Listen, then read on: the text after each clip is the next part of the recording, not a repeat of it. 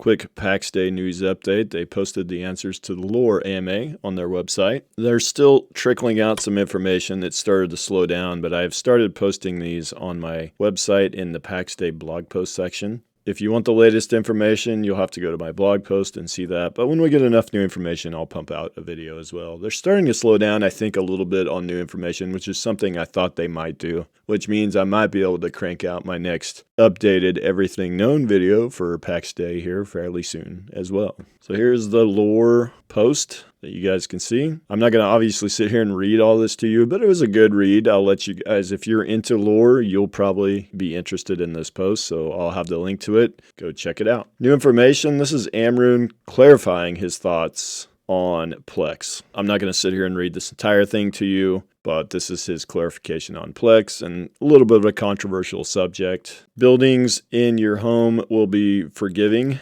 I assume you won't have to do a lot of repairs, and sieges and things like that aren't going to be happening and those sort of things. Will there be diseases in PAX Day? It kind of sounds like it, potentially, based on this subject. And of course, back in the day that PAX Day is based in, people viewed disease as like a mystical type of thing. Essentially, that's what they're saying there. So talking about maps, and basically they're not going to have complete information on maps. In a way, I kind of get the feeling they might have like a cartography skill in the game, but obviously that's reading between the lines and speculating.